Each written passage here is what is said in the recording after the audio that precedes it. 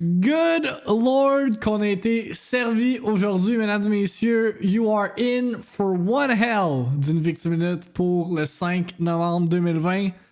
I guess que mon chiolage éternel de cette semaine du fait qu'il n'y avait pas de nouvelles a enfin porté fruit parce que holy shit, on a été servi. Xbox Series X ainsi que Xbox Series S reviews. Plus d'informations sur un paquet d'affaires PlayStation related. Fait que resolution, storage, quoi d'autre at the top of my head? Je m'en souviens plus, mais c'est pas grave. Lots of stuff. On a des trailers pour stuff like The Pathless, trailer du Star Wars Holiday Special, man. Cool fucking stuff pour vrai. Le show d'aujourd'hui, vraiment, je sais pas si c'est à cause que cette semaine, on a tellement eu de la marde en termes de news que là aujourd'hui, man, aussitôt qu'il y avait de quoi d'intéressant, c'était une révélation. Mais vous allez adorer le show d'aujourd'hui. Man, what a day. What a day. Actualité. The ball is in Sony's court. Just fucking announce the stuff, please. Critique. Parce que the user score sur Metacritic est à 2.6. Rumeur. I don't know. I'm just sharing this on the internet. Discussion. C'est pas n'importe quel jeu là, c'est fucking Halo, ok? Réaction. Nintendo, what the fuck are you doing? La VIICTIIMINUTE avec Victim. En manchette pour la VIICTIIMINUTE du 5 novembre 2020, on a un aperçu du Character Creator de Demon's Souls et de son photo mode. Mais oh! Tu vas être content, man. Demon's Souls photo mode. Take those crisp screenshots in the game. Je vais lire l'article. Ben, je vais lire le post du PlayStation Blog directement parce que c'est là que ça a été confirmed ce matin. First look, Demon's Souls Character Creator and photo mode. Look at this. Look at this. This is some 2020 shit. Attends, Nibel avait posté une comparison tantôt, là. Checkez ça.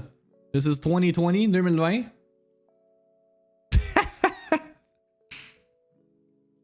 Hey, hein? Toute qu'une différence. Ça paraît que c'est un remake. Holy shit. Create a character that speaks to you, then capture their triumphs with an all-new photo mode. Rebuilding Demon's Souls from the ground up has been a daunting task. Not only because of the original title's grand scope, but also because we know how much this game is beloved by PlayStation fans. We love it too, and that's why we have gone to great lengths to recreate every feature of the original game on PS5, and that includes the character creator. To create your character as you see fit is to build an emotional connection to the world of Demon's Souls. Honnêtement, moi je m'amuse à faire le character le plus laid possible, fait que I don't see that point, but hey. I'll take your word for it. You don't play as a muscle-bound barbarian or a mighty god, but an average person, vulnerable and familiar. Together you will face the same fears and overcome the same challenges. Watching your beloved character die is painful, but this spurs you on to take revenge. Re-entering the battle, each victory is even sweeter because your creation lives on. Man, ils sont quand même deep avec leur analyse, pour vrai. With this new character creator, you will be able to customize your appearance with up to 16 million permutations. Holy shit. We've added many more customization options than you'll remember from the PS3 game, and also worked hard to ensure there is a satisfying variety possible for those who wish to tinker with every slider. Play as yourself or who you want to be. Here are just a few of the many possible combinations.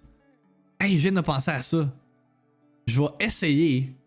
Ah, mais ça c'est la fin qui arrive. Je pense que ce que je vais faire pour le premier stream de Demon's Souls, je vais faire un stupid ass character. Juste pour comme fuck around puis get a feel du jeu.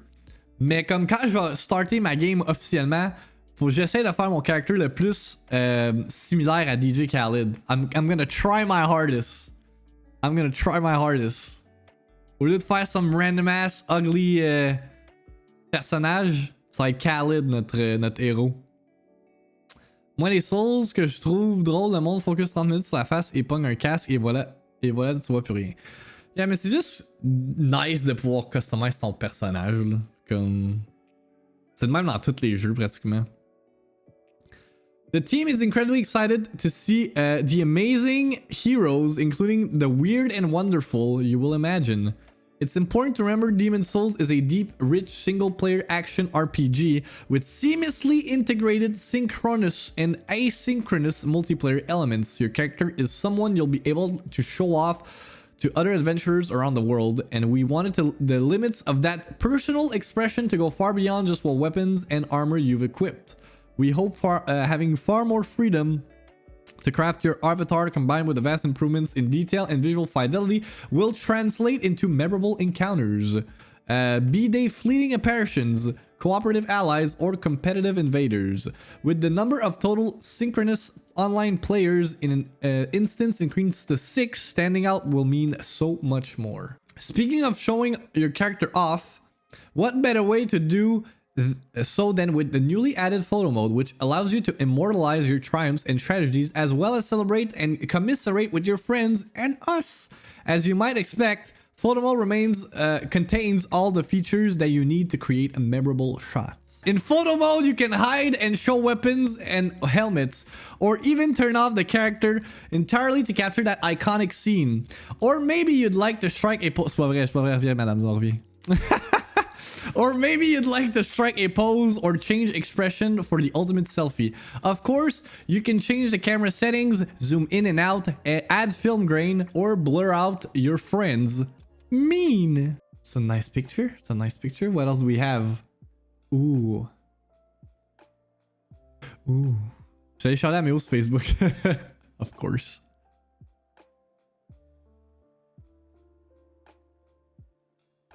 That's actually... Ben là, c'est sûr qu'il y a ça qui est comme dans le chemin, mais... It's a nice background. By the way, all filters are also available outside of photo mode during ordinary gameplay.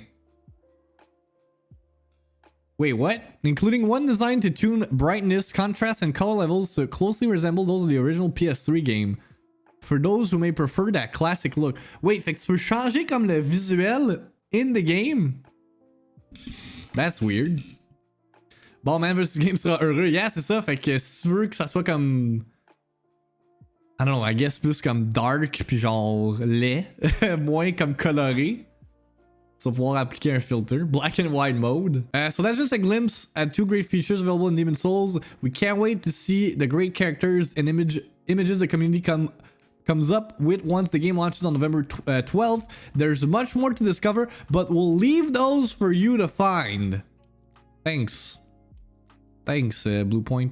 Hier, ça l'a fait surface. Beaucoup de reports. Comme quoi que la PlayStation 5 n'allait pas supporter la résolution 1440p. Puis ça, c'était IGN Italia qui ont reporté ça originellement. Puis comme l'article est en italien, fait que la traduction est un peu boboche. Mais là, comme plusieurs outlets l'ont pick up, j'ai un article de WCCF Tech. Nebel a tweet about it ce matin également, puis il a fait référence à l'article de justement IGN Italia. PS5 non supportera la résolution de 1440p officielle. Mais justement, ça c'est un Sony person qui a confirme que la résolution 1440p ne sera pas supportée sur la PlayStation 5, ce qui est weird parce que je comprends pas pourquoi ça supporterait pas, tu sais. La console va jusqu'à 4K, mais pas à 1440p. That's weird. Fait que, si t'as un écran 4K, you're fine. Si t'as un écran 1440p, you're getting fucked. Si t'as un écran 1080p, you're good. When the subject of next-gen console resolution come up, we hear a lot about 4K. But what about 1440p? Obviously, the Xbox Series S will support 1440p, as it's been specifically designed around that resolution. And Microsoft has said that the Series X will support it as well, but what about the PlayStation 5? Sony has remained rather quiet on the subject. A previously monitor manufacturer BenQ hinted the PS5 would support 1440p, but it seems they were mistaken. According to IGN Italy, representatives from Sony have officially confirmed that the PS5 doesn't support 1440p natively. Now you'll still be able to connect a 1440p screen to your PS5 and play games, but what you'll most likely be getting is a 1080p signal upscaled to 1440p, which doesn't always look great. This isn't anything new. Surprisingly, the PS4 Pro also only supported 1080p and 4K natively, even though functionally a large number of its games ran at around 1440p. Bon, fuck it, on vend nos TV 4K. I mean, on vend nos écrans pour des 4K. Ben, cette génération-ci, ça a comme... ça t'entice de justement upgrade. C'est non seulement faut que tu upgrades de console, mais faut que tu upgrades tes écrans. Which sucks, but that's the reality si tu veux profiter à 100% de la nouvelle génération. Quand tu achètes une télé, tu te demandes 4K ou 1440p. Problem solved. Ouais, non, je sais, mais je prends quelqu'un comme justement Epic Joystick, que lui, justement, il y a des écrans 1440p sur son setup d'ordi. He's getting kinda fucked in the ass à cause de ça. Je suis d'accord avec toi, mais les gamers consoles ne game pas sur un setup d'ordi. La majorité sont sur un gros setup de salon. True, effectivement, c'est quand même un bon point. Mais pour nous, les content creators, c'est une autre réalité. So why does that matter? Well, if you're strictly a couch and TV gamer, it probably doesn't. The vast majority of TVs are either 1080p or 4K, with 1440p screens being exceedingly rare. That said, 1440p screens are popular amongst a subset of PC gamers, so those looking to play their PS5 games on their monitor may be in for a less than optimal experience. Comme qu'on a discuté plus tôt. Of course, Sony giving PC gamers the cold shoulder isn't terribly surprising. They've started to allow some of their games like Horizon Zero Dawn to be ported to PC, but they're still primarily about the console TV experience. That's a stupid take. C'est pas Sony qui est comme haha fuck you PC players. Non, justement comme qu'on l'a dit, c'est parce qu'ils veulent prioriser le monde qui sont sur des fucking setups de salon et non des setups d'ordi. Fait que c'est ça. Fait que PlayStation 5 n'aura pas de 1440p resolution. Ça va être du 1080p upscaled. Fait que si vous avez des écrans 1440p, I'm sorry, man. I'm sorry. You'll have to figure stuff out. Va falloir que vous remaniez votre setup. Vidange! Ah! Une autre affaire par rapport à la PlayStation 5 qui est quand même... Ben... Ok. Tu sais, hier, on a parlé comme quoi que la Series S allait avoir, c'est quoi, 364 GB de storage. Puis le monde est comme, oh my god, fuck you, Xbox, PS5 is better. Mais ça, c'est l'affaire. Genre, si vous achetez des hard drive ou whatever, comme, c'est jamais le total. Tu sais, quand t'achètes un disque dur là, de 1 TB, it's not actually 1 TB, c'est tout le temps comme un peu, ils l'arrondissent pour que ça soit genre comme vendeur. Puis l'affaire qui arrive avec les consoles, c'est que oui, t'as même beau avoir un SSD de 500 GB ou de 825 GB, mais faut pas oublier que il y a un OS, un software qui est installé aussi qui prend beaucoup d'espace. Je vous donne comme exemple, quand tu installes Windows sur ton SSD ou sur ton disque dur, whatever, ça prend de l'espace. Même affaire avec les consoles. Fait que oui, ils vont de l'avant puis ils disent hey, la console elle a un disque dur elle a 825 GB d'espace de stockage, but that's not actually the case. Ça va peut-être diminuer un peu parce qu'il faut quand même qu'ils installent le OS dessus. Puis les reports pour la PlayStation 5 disent comme quoi que l'espace de stockage actuel, fait qu'avec le OS d'installer, c'est 667 gigabytes, which makes sense si on compare justement avec la Xbox Series X qui est about 150 gigabytes d'installation pour le OS. Ça revient un peu au même. Fait que le monde qui sont comme ben là, PS5 ou PlayStation puis Xbox nous montrent, that's not the case, ça a tout le temps été de même. C'est juste que motherfuckers, we're gonna have to soit faire attention ou porter plus attention à la quantité de jeux qu'on a d'installer sur nos machines puis leur grosseur, ou on va s'acheter des disques durs des SSD ou des disques durs externes parce que fuck, c'est pas beaucoup ça là. Genre quand tu prends comme exemple un jeu comme Call of Duty Warzone que c'est over 100 gigabytes, puis surtout que là on arrive dans une génération où est-ce que 4K va être supporté, les high-res textures pis tout ça. Les jeux n'auront pas le choix d'être fucking pesants, fait que... va falloir checker nos affaires, là. Tu pourras pas avoir comme 20 jeux d'installer straight up sur ta console, là. COD Black Ops Cold War, 285GB sur PS5. I mean, that's just the way it is. À la fin de la génération... J'ai-tu Ghost of Tsushima? Hang on. Je pensais qu'il était plus pesant que ça. Mais comme Ghost of Tsushima, qui est un open world game en plus, 45GB minimum. Ça, je suis quand même surpris. Mais comme Final Fantasy VII Remake, ça c'était genre over 100 gigs, if I'm not mistaken. Fait que... 300 gigs de cossin, c'est beaucoup. L'installation de Windows, c'est Windows 10 install can only range from roughly 25 to 40 gigabytes.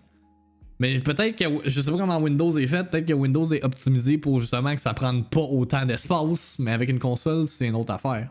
Remarquez également que le hard drive, il y a des affaires qui ont été installées, fait que Astro's Playroom, about, if my math is correct, c'est genre quoi, 15, non, 20 gigs? Je suis pas bon dans les calculs mentaux. FF7 Remake, c'est over 100 gigs. Mais that's weird parce que FF7 Remake, tu sais, quand tu le compares avec un jeu comme Ghost, c'est comme. Tu penserais que Ghost est plus pesant. Le hic, c'est les gens en campagne qui ont du shitty internet. Sony perdrait trop à rendre tout streaming only Stadia style. Effectivement. That's an excellent point. C'est pas tout le monde qui a du beast internet.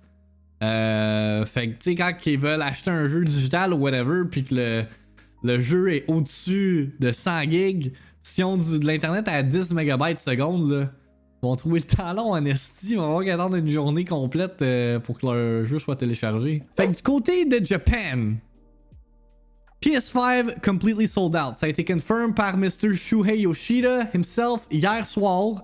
Justement, j'ai vu ça, j'ai comme oh shit, what does that mean? Puis là, j'ai fait translate tweet. Ça dit, we do not plan to hold events or sell PS5 at stores on the day of PS5 release. We expect to continue shipping in the PS5 in the future. Regarding the next arrival information and sales method, each store, please check the notice. Fait que in Japan, sold out. For now. Alright? Là, ce matin, PlayStation est allé de l'avant. On tweet out, update. All PS5 console sales on launch day, November 12th or November 19th, depending on your region, will be online only. No units will be available for in-store for purchase. Donc, si vous arrivez le 12 novembre avec une mentalité de hey, je vais aller au Best Buy, je vais aller au EB Games, je vais aller au Walmart, m'acheter une PS5, il n'y en aura pas. Alright? Done deal. Allez pas avec cette mentalité-là, vous allez être fucking déçus. Puis là, si je lis l'article avec vous autres, on va savoir si il y en a de disponibles digitalement. Dans mon temps, c'était comme ça. Au lancement. Hi all, the launch of the PS5 console on November 12th or November 19th, depending on your region, is almost upon us. In the interest of keeping our gamers, retailers, and staff safe amidst COVID-19, today we are confirming that all day of launch sales will be conducted through the online stores of our retail partners. Donc, ça veut dire que si jamais il y a des consoles de disponibles, ça ne confirme pas qu'il va en avoir. S'il y en a de disponibles à la journée du lancement, ça va être on launch day. Fait que don't get your hopes too high. Je vous rappelle, we are in a fucking global pandemic. Tout est fucked. Donc, n'allez pas avec des attentes très hautes. Cependant, ça veut pas dire qu'il n'y en aura pas, mais ça veut pas dire qu'il va en avoir également. Fait que prenez ça avec un grain de sel, mesdames et messieurs. No units will be available in store for purchase on launch day, November 12th or November 19th, depending on your region. Please don't plan on camping out or lining up at your local retailer on launch day in hopes of finding a PS5 console for purchase. Be safe, stay home, and place your order online. Pour vrai, big ups à Sony de genre aller de l'avant puis de dire ça, cause encore une fois, COVID is still a thing. Don't be an idiot. Restez chez vous. Puis, c'est ça. Ce matin, in Japan, il y a eu les rapports financiers pour le dernier quart chez Nintendo. font ça à chaque, c'est quoi, 4 mois? Quart, oui, c'est ça, that's the quarter of a year. Fait qu'on va regarder les numbers. Je sais pas si ça parle de Japan only, le vite de même, ça a l'air de rien que parler de Japan. Ah non, I guess c'est worldwide, that's cool. Ok, let's see. Best-selling game sur la Switch reste Mario Kart 8 Deluxe avec 28,99 millions d'unités vendues depuis la sortie. C'est-tu depuis la sortie ou depuis le call? Je pense que c'est au total. Je vous rappelle que Mario Kart 8 est un jeu de Wii U à la base. Wahoo! Animal Crossing, the story of the year probably. En même pas mars, c'est quoi? C'est 9 mois. Animal Crossing a vendu 26 millions d'unités. Fucking juste 3 millions d'unités derrière Mario Kart, puis il est sorti moins longtemps. That's crazy. Smash Bros. Ultimate, 21 millions d'unités vendues. Breath of the Wild, 19 millions. Puis Pokémon Sword and Shield, 19 millions. Je pense que le top 5 reste inchangé. Peut-être Smash Ultimate puis Animal Crossing, ça a changé depuis le dernier quart, mais je pense que le top 5 reste inchangé. Si on regarde les highlights ici, Switch sold 6.85 million during the last quarter, pushing total units worldwide 68.3 millions. Animal Crossing reach, yes. Super Mario 3D All-Star sold 5.21 units as of September 30th. I mean, c'est bon, 5.21 millions, mais j'aurais pensé plus pour un Mario game. Man, la moitié du monde ont Mario Kart. C'est fou, hein? Ça veut dire que comme une personne sur deux qui a une Switch a Mario Kart 8 Deluxe. That is crazy. Paper Mario. Man, people give shit to Paper Mario. 2.82 million units. Pour Paper Mario qui, to be honest, pas que c'est un departure de ce que la série est reconnu pour, mais c'est beaucoup plus puzzle que RPG. C'est pas ton typical Mario RPG comme dans le temps de Paper Mario 64 puis Thousand Year Door. Mais good on them! 2.82 million units!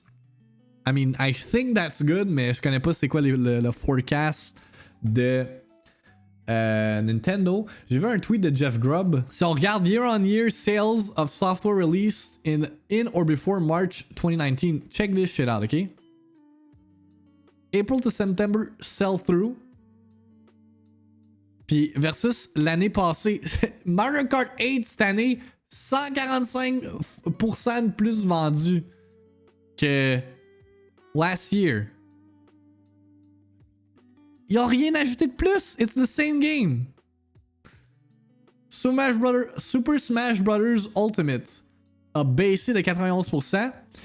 Ce qui est, si on compare Mario Kart 8 puis Smash Ultimate, it doesn't make sense. Smash Ultimate, t'as le Fighter Pass avec des nouveaux persos. Mario Kart 8 Deluxe a rien. And it still sells better. Je comprends pas. I guess que la hype de Smash, tu sais, Smash, ben même encore là, ça change absolument rien. Smash is 2 years old. Mario Kart 8 Deluxe, 3 years old. MK8, c'est tellement un good pandemic game, I guess. Smash Ultimate aussi, c'est un party game. Fait que why the fuck qui est en baisse versus l'année passée. Breath of the Wild, 114%. Mario Party is the Super Mario Party is a bad game. Pas de fucking DLC, rien. Sells better than Super Smash Bros. Ultimate. Super Mario Bros. Deluxe, 102%. Not a big increase. Super Mario Odyssey, 114%. Puis Splatoon, que c'est le jeu qui s'est le plus comme vendu comparativement à l'année dernière. Cette année, which is bizarre. Peut-être qu'il y a un rabais or whatever, but that's bizarre. Ou que le jeu s'est vraiment pas vendu l'année dernière. But yeah, some good numbers, man. The Switch, man. Le monde va shit talk la Switch all they want, but Nintendo's making bank, dude. La pandémie les a vraiment aidés. I guess que c'est plate qu'on ait pas comme les full financial reports, parce qu'habituellement, je veux dire, il y a une section des financial reports qui liste les jeux qui sont prévus. Ben, I guess que y a rien qui est ajouté pour le prochain call, parce que sinon ça aurait été reporté par justement Nibel and stuff like that.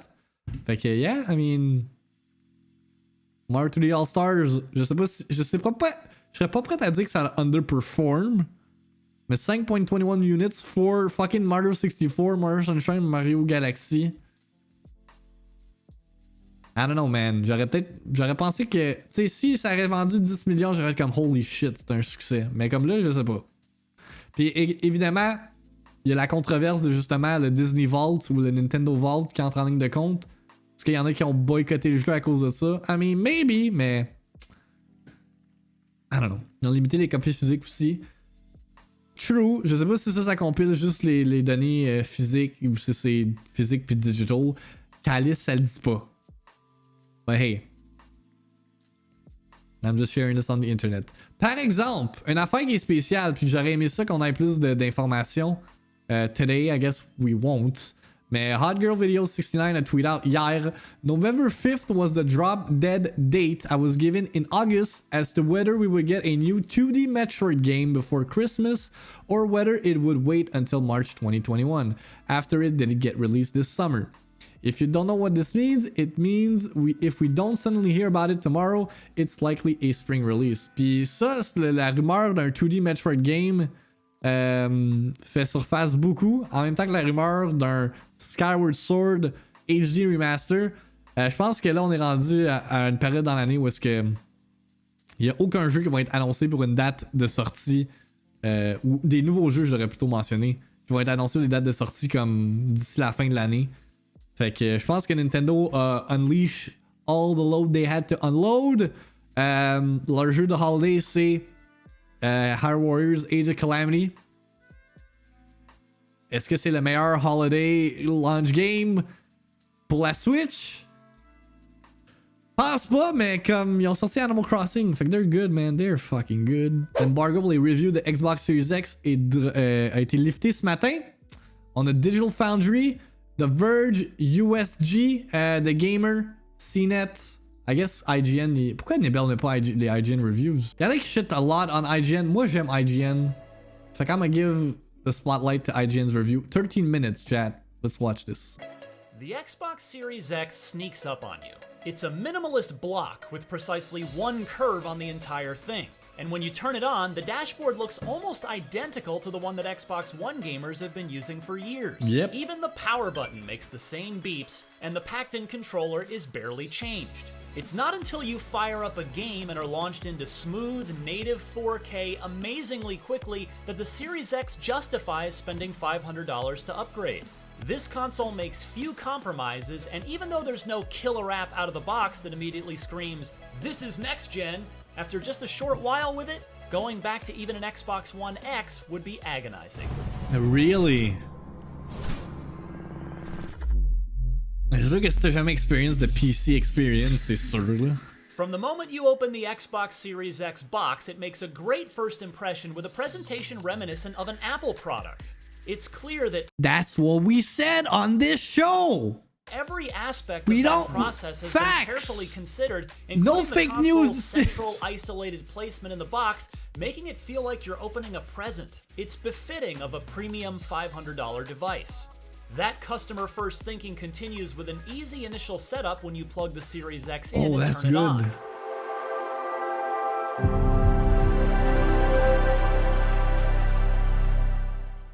You can even use your smartphone to log into your account and toggle your settings and preferences while the box itself downloads and installs a firmware update.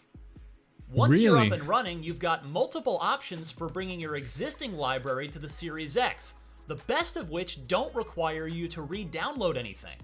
For instance, if your current Xbox is still hooked up to your network when you bring home the Series X, simply plug in the Series X and transfer all of your games right over the network. It's as painless as upgrading a smartphone. Wow! Avez-vous entendu ça, man? Si y en a qui ont des Xbox One, de plugger à leur internet, veulent transférer tous leurs jeux, toutes leurs données, I guess ça doit prendre quand même beaucoup de temps, là, si t'as une shitload de jeux. Mais comme, pas besoin de plugger rien, ça se fait via l'internet. That is cool! That is pretty fucking cool. It's as painless as upgrading a smartphone.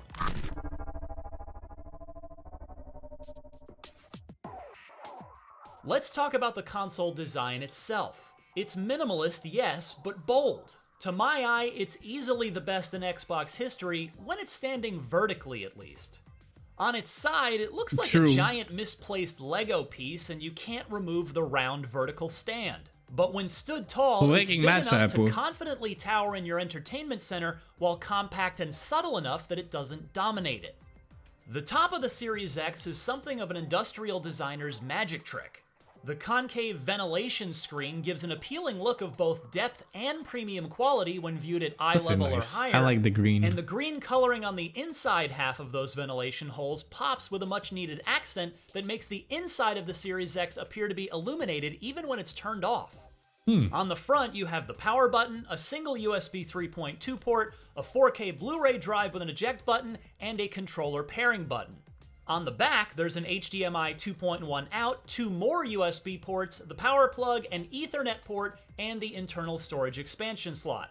Rest in peace, HDMI in and optical ports. I know those weren't the Xbox One's most popular features, but I'll miss them. I won't miss noise, however, because there really isn't any. Kudos to Microsoft's engineers for making the Series X almost inaudibly quiet. Even playing games in 4K at Alexis, there you have it. No noise. 60 frames per second, this stoic ebony obelisk barely whispers.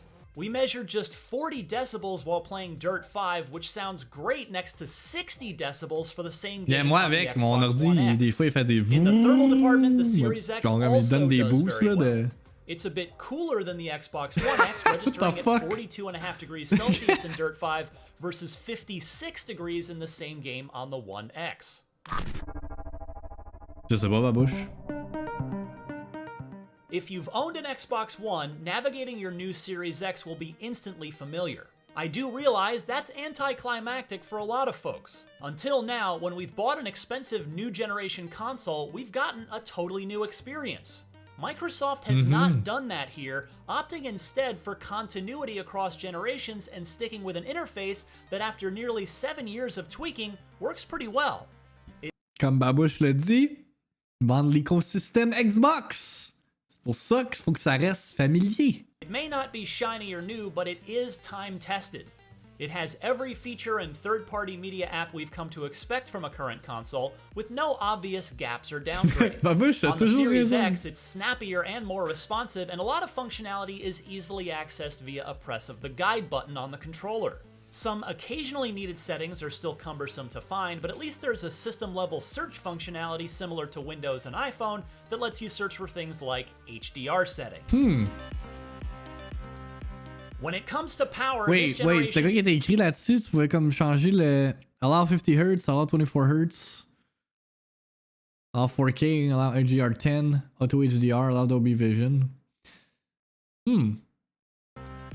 When it comes to power, this generation is no repeat of the previous one, which saw the Xbox One outgunned by Sony's PlayStation 4 on both power and price. This time, the Xbox Series X's main selling point is that it has 12.1 teraflops of computational power on tap for games to play with. It's not a perfect measurement of speed, but on paper, that's twice as powerful as the Xbox One X and about 20% better than the PlayStation 5, for the same $499 price that Sony's charging. In practice, that means 4K 60 frames per second experiences are positioned to be the new normal, and that boost in frame rate is a very noticeable upgrade from the 4K 30 treatments common on the Xbox One X and the upscaled or checkerboarded 4K 30 we usually see on the PS4 gros que Pro. ça, Alexis, arrête, We don't know for sure yet how the Series X and PS5 will perform in the same third-party games head to head, but remembering the difference between the Xbox One and the PS4 at their launch, betting on the more powerful box seems like a good move. If you favor frame rate over all else, some games on the Series X offer a 120 frames per second option, though doubling the frame rate usually comes at the cost of some amount of resolution. It's also bound to cause some setup hassle frame rate over resolution, every man. 4K TV or HDMI cable supports 120 Hz. You shall not stand it! That said, the difference between 60 Hz and 120 Hz was nice, but it didn't jump out at me the way the upgrade from 30 to 60 does, and I don't generally think it's worth sacrificing the resolution for. Yeah, no shit. C'est subtil, 120 FPS, le gap de 60 à 120. Mais de 30 à 60, par exemple. Your world has changed. Merci pour follow, Tommy. But your mileage may vary, and if you're serious about competitive gaming, you might be glad the option is there. Why would you play competitive games on Xbox? The Series Esports X's is on PC, superstar wow. feature is its 1 terabyte NVMe SSD drive. Games played from there, new and old alike, show tremendously impressive loading time improvements. The SSD affects absolutely everything on this console in an utterly life-changing way. When you consider all the hours we've wasted staring at loading screens this past generation, this is arguably a bigger leap forward for console gaming than 4K. What stings a little bit is thinking about C'est quand même vrai ce qu'il dit, hein? Que le fait que maintenant on a des SSD, que c'est un plus gros genre gap versus comme le resolution. Tu sais, oui, de la résolution 4K, c'est crisp, c'est nice à regarder, mais comme le fait que là nos jeux load plus vite, là, à moins que t'avais un PC sur console, you were fucked, là, fallait que t'attendes no matter what, là, fait que ça c'est vraiment nice. Le 30, je peux plus, ça me colle des migraines au bout de 30 minutes. I know, right? T'sais, on est tellement rendu comme. Ben, surtout pour ceux qui game sur PC, là. T'sais, aussitôt que tu joues à un jeu 30 FPS, genre. Comme Breath of the Wild. T'sais, je jouais à Breath of the Wild en fin de semaine, je suis comme, man, I wish that game was 60. 802 gigabytes of usable space will fill up when we start installing 136 gigs of Call of Duty Black Ops Cold War, 120 gigabytes of Halo the Master Chief Collection, 72 gigabytes of Gears 5, probably a decent chunk for Cyberpunk 2077, and so on. Especially when you're looking at $220 for a 1 terabyte expansion card that matches the SSD. C'est ça, on check là vite vite. C'est 1 terabyte la Xbox Series X, but actually it's 802 gigabytes. Fait que ça revient à ce qu'on disait avec le storage des consoles de la Xbox Series S puis de la PS5. C'est jamais totalement ce qui est écrit sur la boîte, règle générale. Puis même pour les expansion SSDs, vous allez voir, c'est 920 gigs. Fait que. Gang de framerate wars. Depuis que je suis en 54 Hz, je suis pas capable de jouer à des jeux rapides comme Rocket League en 60 Hz. J'ai essayé du 140 la semaine passée. Je suis après un magasin d'un écran. Tant mieux, man. J'ai des jeux old school shitty, je suis encore OK avec le 30 FPS, ça va sûrement changer vu que j'ai une PS5. $20 for a 1 terabyte expansion card that matches the SSD's performance, those numbers are very scary. But again, Xbox One generation games will run in their unenhanced form from a regular USB 3.0 drive, so you can reserve all of the internal space for the games that need it. Ça c'est cool. Speaking of speed, Quick Resume is the Series X's other omnipresent feature that I now wonder how I ever lived without. Being able to instantly pick up where you left off in any of your several most recently played games is an absolutely fantastic quality of life feature. It only takes about 5 to 10 seconds to go from selecting a game off of your list to actually playing exactly where you left off.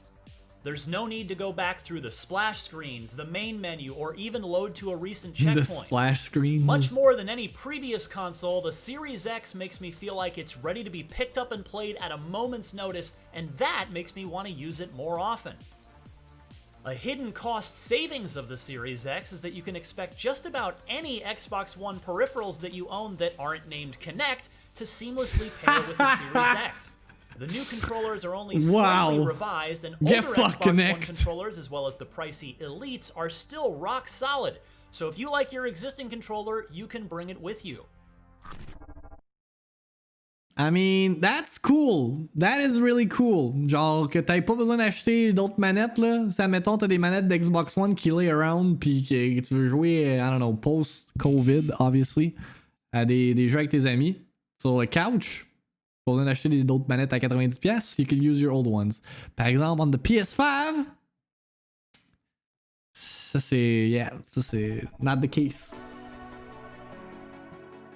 Mais je pense toujours au jeu So de far, PS4. the almost complete lack of any power-hungry next-gen exclusive games to put those teraflops to a true test is the millstone around the Series X's neck. Not that that's the console's fault, but the delay of Halo Infinite means there are hardly any exclusive games designed to take advantage of all this power until next year. And even then, Microsoft's decision to support consoles all the way back to the launch Xbox One for the next 1 to 2 years means its exclusives probably won't do anything we haven't seen before from a technological standpoint. They'll just look prettier and or run smoother on the Series X.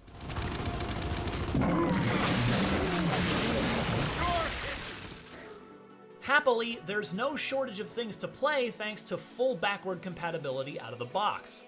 Just about everything from the Xbox One will work, and the substantial catalog of 360 games and handful from the original Xbox that were brought forward to the Xbox One carry over to the Series X too. Yeah, I don't know si ça va booster tant que ça, Alexis, pour vrai, là. Systems, such as HDR being added to Halo 5 or a frame rate approaching 60 on Grand Theft Auto 4. Wow, that's weird. Frame rate de 60 sur GTA, là. Ben, sûrement que sur PC, c'était le même since the beginning, but I haven't played GTA 4 on PC. Mais ouais, pour Halo, I don't know, man. J'ai comme un feeling en dedans de moi, là, malgré que j'adore Halo, que comme ça a vraiment comme bâti ma personnalité de gamer and shit like that. Mais comme j'ai un feeling que people have moved on de Halo, puis que ça va juste pas se vendre. It's not unlike upgrading your PC. In some cases, the games benefit from smart delivery, Microsoft's platform-level system that encourages developers to push you the best version of their game based on which Xbox it's being played on. So if you buy Assassin's Creed Valhalla for Xbox One now, but then get a Series X as a gift in December, your progress will carry over seamlessly and your console will download any new tech or textures it needs in order to give you the optimized for Series X edition of Ubisoft's new RPG. Speaking of new games, a console is only as good as the games you can play on it, and the Series X is lacking in that department in its early days, which is also not unusual in a console's early launch window. Ça veut dire que demain, peut-être que demain les embargoes pour Valhalla ils sortent, les reviews. Games might seem like a lot, but almost nothing requires a Series X to play. In fact, a number of those games are upgraded Xbox One games from as far back as 2018, such as Forza Horizon 4 and Gears 5. Of course, just because the launch lineup is almost entirely cross-gen doesn't mean it's bad. There's a healthy variety of genres represented here, and all 30 have been officially optimized for the console, but very little of what's available in the launch window screams, "You've got to see this on Series X right now!" Even the much-maligned Xbox One launch had technologically impressive next-generation exclusives like Forza Motorsport 5, Dead Rising 3, and Rise: Son of Rome.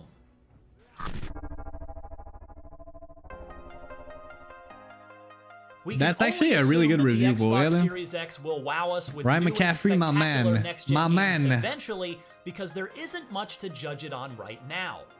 But in the meantime, no matter what current games you throw at it, your loading times will be drastically cut, your frame rates will be smoother, and your resolutions will be higher. This bold and minimalistically designed box is quiet, compact for both the power it packs and especially how it compares to the PS5, capable and loaded with convenience features like instantly resuming and cycling between any of your recently played games. Compared directly to the PlayStation 5 specs, it flat out gives you more power for the same price.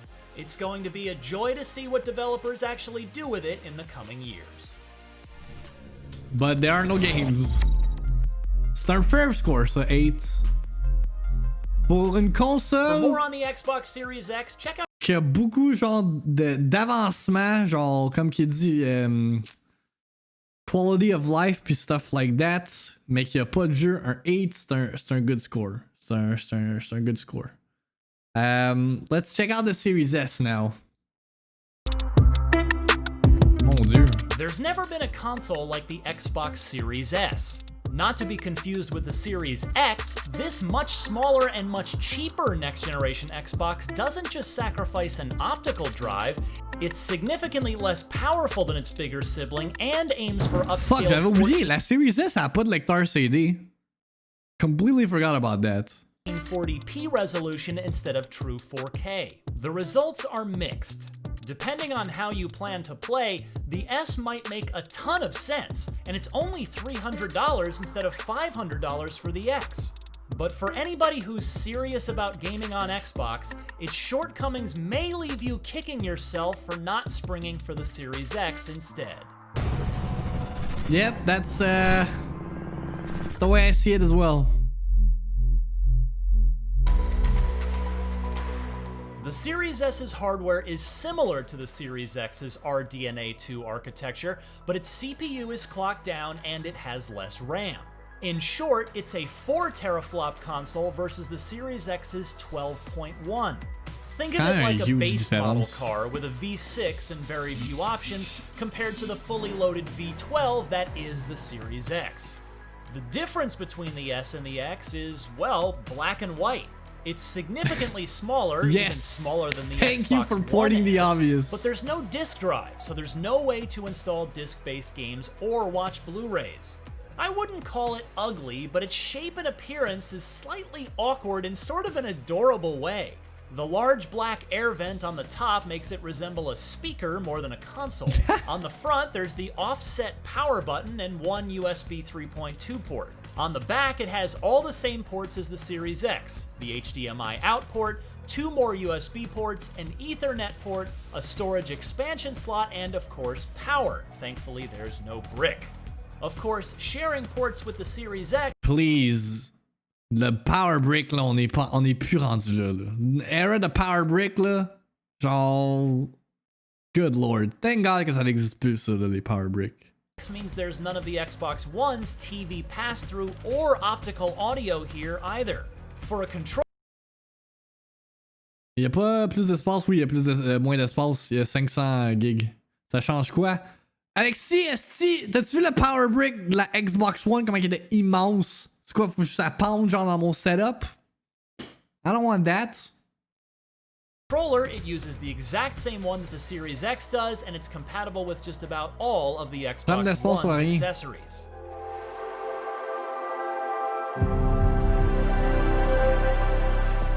Setup and transferring games from an old Xbox is easy, especially with the slick smartphone app.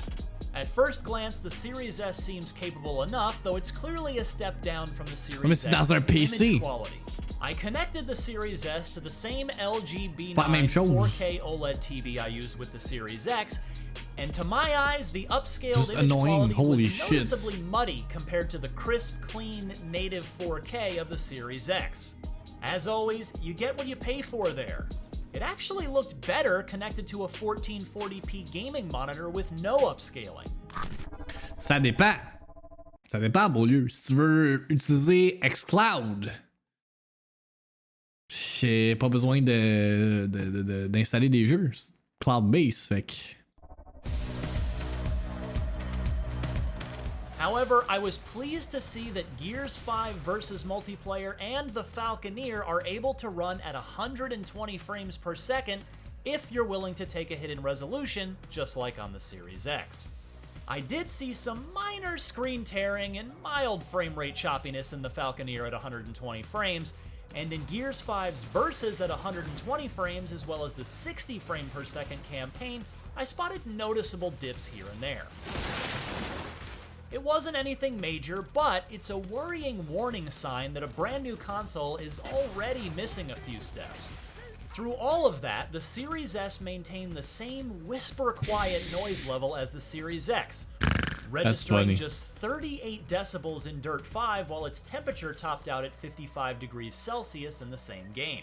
On the Series X, it was 40 decibels and 42.5 degrees Celsius, respectively. Both outclass the Xbox One X, which blasts out 62 decibels and 56 degrees Celsius. The interface is basically identical to what we've had on Xbox One for years now, so it's an unexciting upgrade there, but it's dependable and fully featured. The main advantage the Series S has over the comparably powerful Xbox One X is that its loading times are identical to the Series X. And that is to say, very, very quick. And that includes the wonderful quick resume feature that allows you to resume right where you left off in any of the last several games you've played. It's all just as life-changing on the Series S.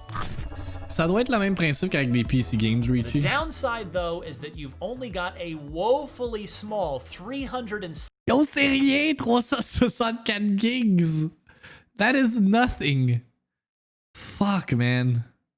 64 gigabytes of usable Alors, je le space sais que c'est to plus pour install le monde qui games vont and utiliser apps Game on, Pass and that puis can go quick. xCloud, I mais was at fuck, dude. 96% capacity with a total of 8 games. Yo, 8 jeux! Quand même, c'est plus que je pensais, mais tu sais, si on regarde vite. Ori, like, I'm Red Dead, GTA 5, Gears 5, damn. 5 beefy blockbusters and 3 smaller indie games. That's even with Microsoft's smart delivery system that lets developers tailor their games specifically to the Series S. Yes, we Gears know 5, Call of for Duty instance, is the only biggest. 55.1 gigs compared to 71.9 gigs on the Series X Quand même. because the S doesn't need the full 4K Yeah, textures. Your mileage may vary, of course. If you play a lot of smaller this indie game? games off of Game Pass, you can still load up a bunch of them. Sure, you can expand the storage using the slot on the back, but the 1 terabyte Seagate expansion card is a horrible buy with the Series S. If you're willing to spend another $220 on one of those, you'd be much better off just buying a Series X instead. C'est a weird fucking business model.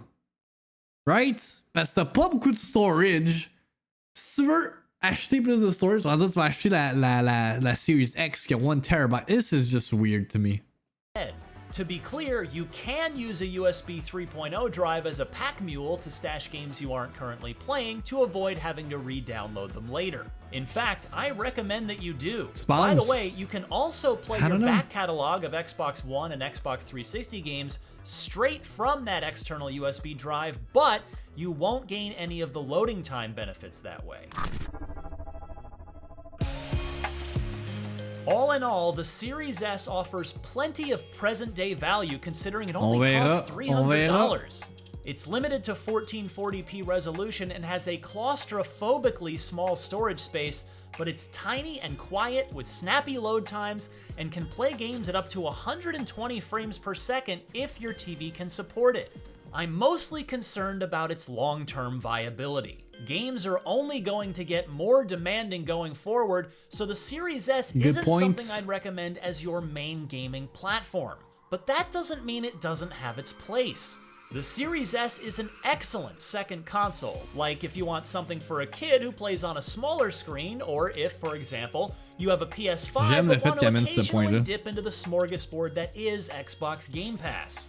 As long as you're clear on what the Series S's strengths and limitations are, it's a unique, budget-friendly way to take your first steps into the new console generation. Exactement ce que j'ai dit quand ça a été annoncé. C'est comme pour ceux qui veulent un entry-level console en termes de prix puis en termes de qu'est-ce que ça a fait pour next gen, that's the way you go with the Series S. C'est abordable. Oui, ça n'a pas le fucking teraflops d'une Series X, mais quand même. That's what it's all about.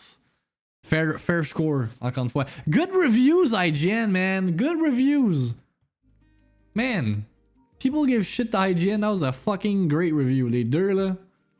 Big ups to Ryan McCaffrey d'IGN. Mortal Kombat 11 Mileena gameplay. On va wrap this segment up avec ça. Puis je vais aller pisser, je vais prendre un break après.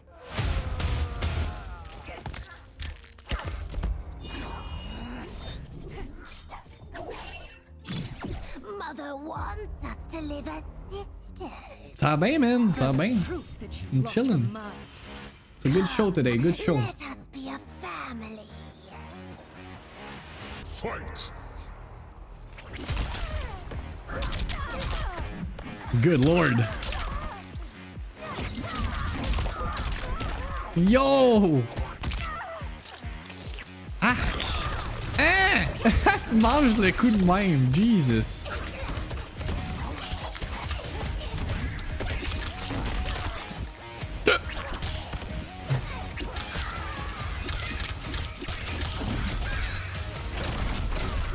Oh my god, un move à la Samus. Oui, il doit pas être invisible.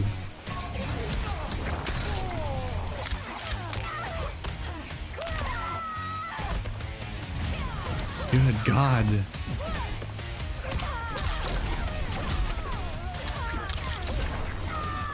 Il casse la cage thoracique. Chris.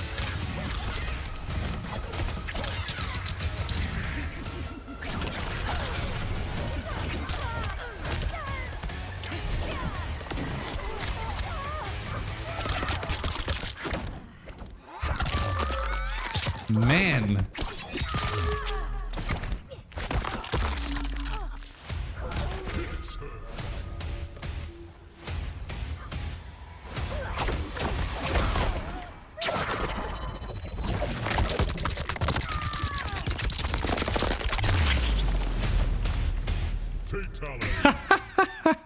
Mileena wins. Whoa, dude.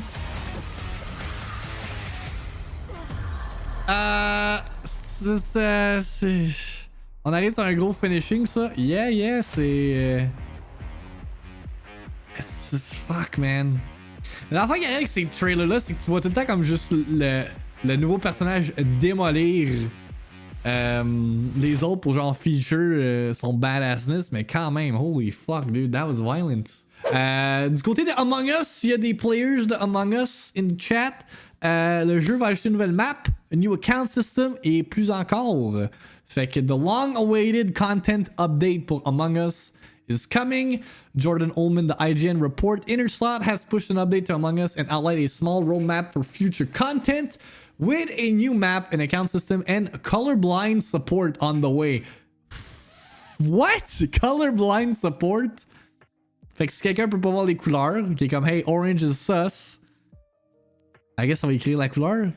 How does this work? A new developer post on the Among Us news hub over on Steam mentions that Innerslot is working on an account system set to arrive as early as December, which will let players report toxic or hacking accounts, with friend lists to follow after that.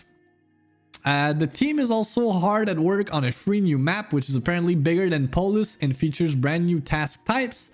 Is team after Henry Stickmin and will be free to all players. Professional translations into multiple languages are also in the pipeline, as well as full-blown colorblind support. Dude, translation? Damn. Colorblind, c'est juste d'Anthony, il change des teintes de couleurs pour faciliter les différentes couleurs. Bon, ben les fans vont être contents. That's what I'm thinking, Alexis. The latest update has brought bug fixes and anonymous voting to the game, which marks every vote as gray to obscure voting intention and make ejections even more mysterious. Taskbar modifiers have also been added to the Among Us options, with meeting mode making it so the taskbar only updates during a meeting, or invisible mode, which removes the taskbar entirely. Innerslot also mentioned that it's working on dealing with cheating and hacking in the game. Some cheats still work, and now there are bugs too. There will be more server updates to fix all of this, but rushing anti-hacks is what caused the bugs, so cleaning things up is a slower process.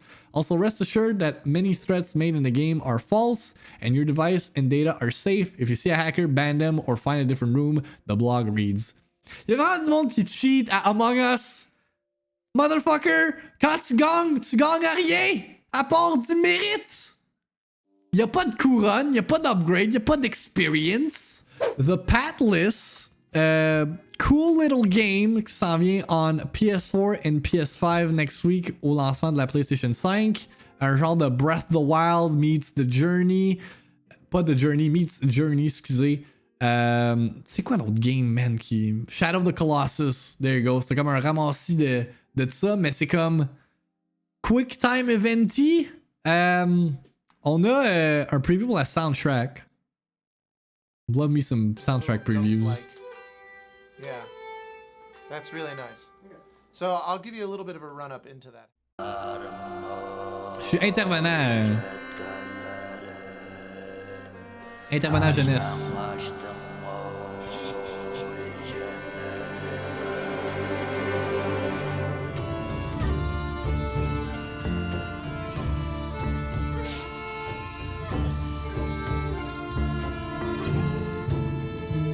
Il dit aux jeunes, hey, fais pas ça.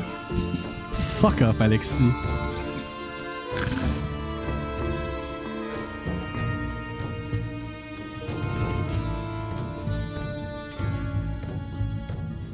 Oh my god, avec des brosses. Yo, la soundtrack a like pretty godlike.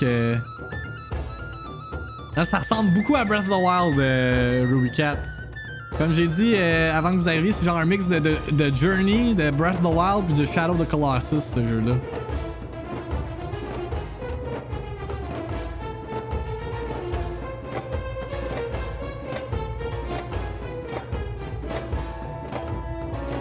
Ça s'appelle The Pathless. Ça sort sur PS4 et PS5 la semaine prochaine.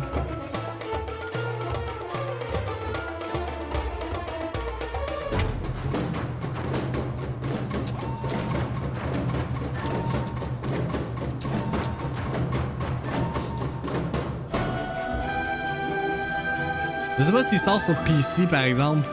Faudrait que je vérifie. Wait, c'est un gars qui crie de même? Ou qui chante de même aigu? What?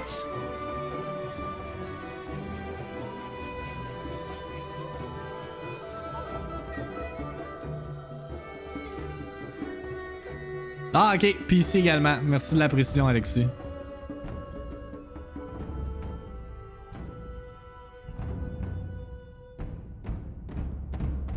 The Pathless. Miss Val, tu l'as en gros plan là. Dude. En tout cas, ça set the mood for the game. Ça a l'air très nice. Très très nice. Destruction All-Stars gameplay trailer. Let's go.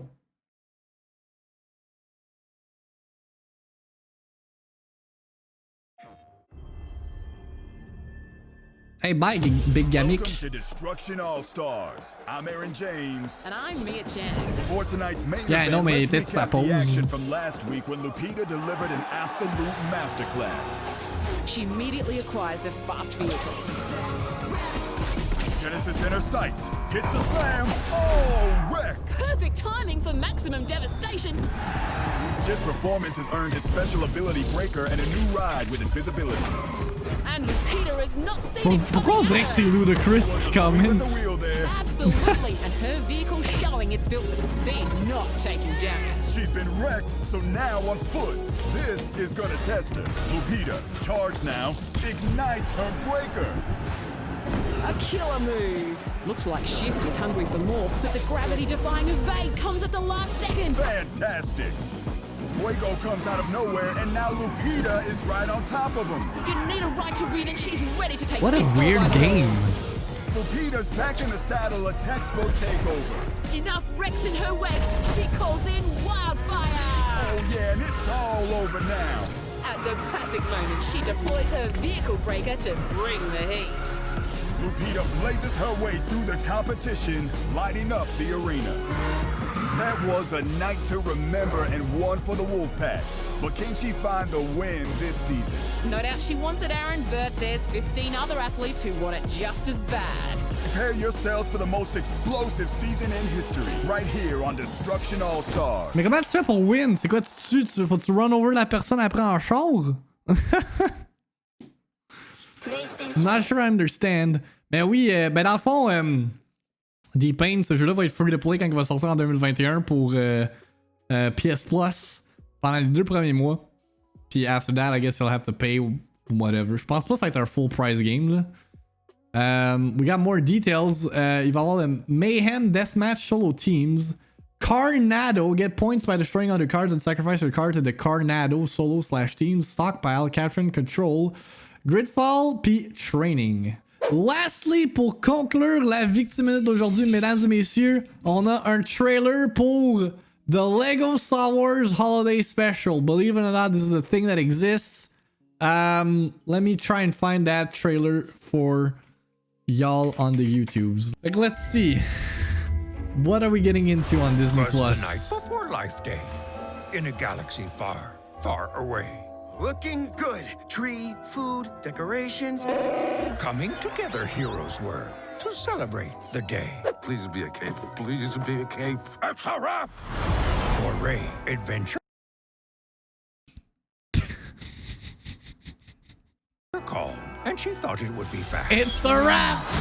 But there she found a key to the galaxy's past. Sorry. Oh, Master Luke. What are you doing? This is so Wait. cool. We've seen my master. My master's master. C'est donc ben du fan service? Impressive. My master's father's master. Emperor Palpatine? I don't believe it.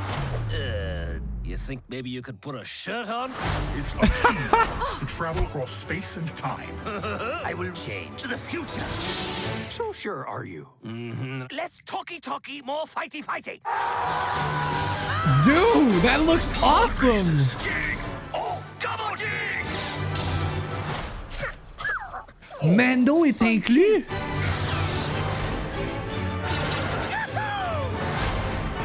Ooh, gimme. Galaxy's best emperor. Meh. You thinking what I'm thinking? Music! A time of joy. This is Ray! a friendship, a family. À vous, hein? J'ai le même vibe. Master Skywalker. My son. I mean, these binary sons. Gunta solos? You want to shoot first? After you.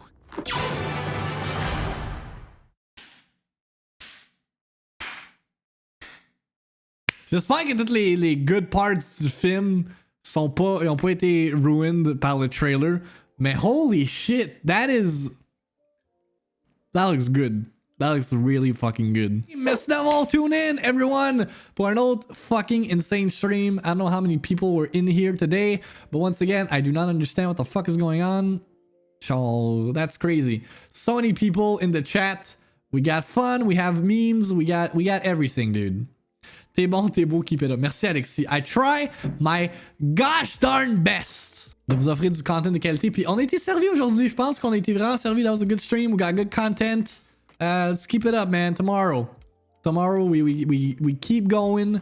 More memes, more gaming content and all that. Fait que sur ça, I hope you guys enjoy the rest of your Thursday. Puis nous, on se revoit demain matin, 9h, pour la dernière VIICTIIMINUTE de la semaine. La dernière VIICTIIMINUTE avant Bedlam in the video game world. I'm off for today, man. It's been a fun ride. Comme si j'arrêtais de streamer. It's been a fun ride. Fuck y'all, I'm out. It's been a good stream. J'ai eu du fun aujourd'hui. Puis yeah. See you guys tomorrow. Enjoy your fucking day and whatnot. Puis yeah. Take care, y'all. Je vous aime. Bye bye. Donc, on va commencer avec Twitter. On a Tunable qui dit numéro 1, The Witcher 3. Un RPG d'une grande générosité en termes de contenu et à la fois super bien travaillé. Numéro 2, Doom Eternal. Mon FPS solo préféré de cette gen. Je ne me suis pas autant amusé sur un FPS depuis